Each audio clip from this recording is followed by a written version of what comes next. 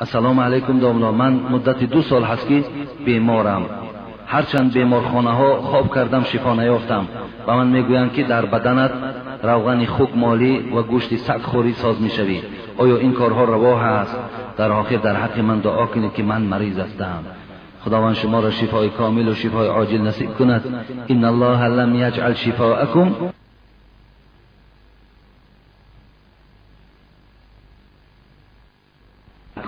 دادرای عزیز، شما یقین دانید که اگر کدام طبیب نباشد، فرق ندارد کدام طبیب کدام رتبه نداشته باشد، شما را اگر دلالت به خوردن چیزی حرام کند، بهترین طبیب رسول اکرم صلی الله علیه و سلم است که میگوید خداوند شفای شما را در آن چیزی که حرام گردانید نگذاشته است.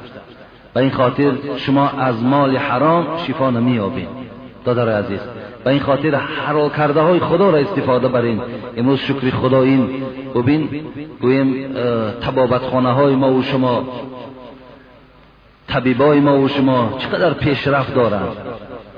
و این خاطر شما رفته در بیمارخانه ها طبابت کنین و به این چیزهای حرام هیچ وقت آواره نشوین که گناهکار میشوین.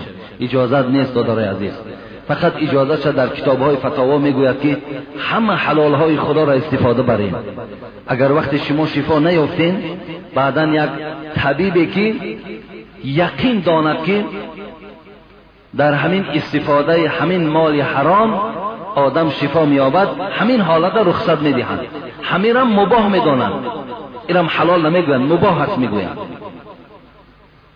حتی امروز بعضی داروها هم هست دادر عزیز، میگویند که برای حل کردن داروهای وجود داشته است که در ترکیب او گوییم که از خون خوب و از روغن خوب انداخته شده بوده است. و این خاطر همون داروها هم استفاده نبرین. شما پرسین، شما مسئولین که همون داروهایی که میگیرین پرسین که در ترکیبش چی داره. مثلا هیچ دارو به اسپیرت نمیشود، اسپیرت شما پروا نکنید.